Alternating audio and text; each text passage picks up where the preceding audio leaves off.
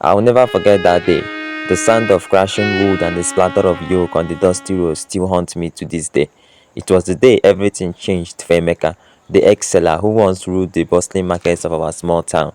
Emeka was the kind of man who inspired both admiration and envy. His business had grown so much over the years that his name was known in every corner of the market. Eggs from Emeka. The buyers would say the freshest in town. He delivered crates of eggs to restaurants, homes, and stores, and his profits seemed to multiply with each passing day. One afternoon, Emeka came rushing into the marketplace, his face glowing with excitement. He gathered a few of us, his closest friends, and said, "You won't believe what just happened." We all leaned in, curious. "The new hotel, Crystal Palms, called me this morning," he said. "They want me to supply them 100 crates of egg every week. Can you imagine? 100 crates."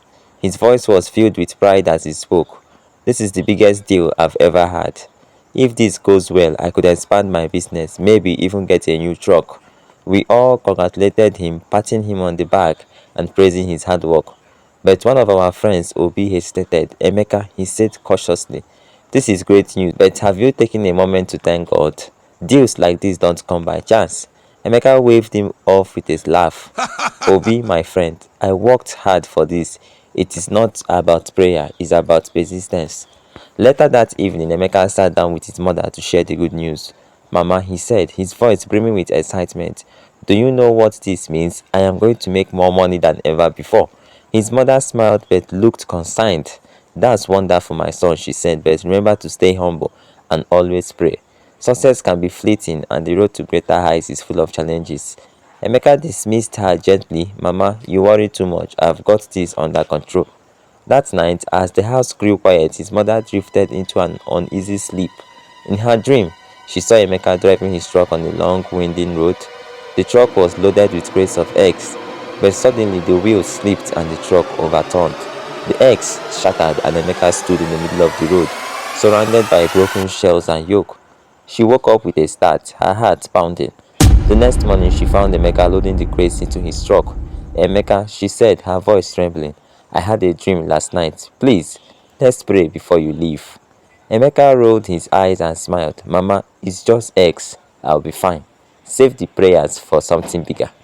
The journey to the hotel was smooth, and when he arrived, the manager greeted him warmly. "Impressive work," the manager said, inspecting the crate. "This is exactly what we need. We will take this every week. You've got yourself a long-term contract." Emeka couldn't stop grinning as he counted the payment in cash, more money than he had ever held in his hands. On his way home, he couldn't help but dream about all the ways he could spend it, and spend it he did. The first thing he did was throw a small celebration in the market. He bought drinks for everyone and even gave some money to a few friends. "You see," he boasted, "hard work pays off. No need for endless prayers when you know what you are doing." Over the next few days, Emeka splurged on new clothes, upgraded some parts of his truck, and even bought an expensive wristwatch. His confidence soared as he imagined the money he did make from future deliveries. "This is only the beginning," he told us. "Next week, I will make another delivery, and the week after that. Soon, I'll be the biggest supplier in the region." But as the second delivery approached, things took a darker turn. The night before he was set to deliver another 100 crates, his mother had had another vivid dream. She saw Emeka driving down a steep hill, the truck losing control and the eggs shattering on the ground. She woke up in a cold sweat and rushed to his room. "Emeka," she said, shaking him away, "please, let's pray. I had a terrible dream. Something bad is going to happen." He groaned, turning away from her. "Mama, not again with your dreams. Nothing will happen. I'm fine." The next morning, as he loaded the crates into the truck, his mother stood by the door, her hands clasped in silent prayer. Emeka waved goodbye and drove off, humming a tune as he headed toward the hotel. The first part of the journey was smooth, just like the week before. Just as he approached the narrow, steep road, he noticed the truck felt heavier than usual. He pressed the brakes to slow down, but the truck didn't respond. Panic set in as the truck picked up speed, hurtling down the hill uncontrollably. He desperately tried to steer, but it was too late. The truck hit a rock, flipped over, and came to a crashing halt. Crates of egg flew into the air, shattering on the ground. The road was covered in broken shells and yolks, a river of golden waste glittering in the sun. Miraculously, Emeka survived the accident, crawling out of the wreckage with only minor cuts and bruises, but the psychological toll was immense.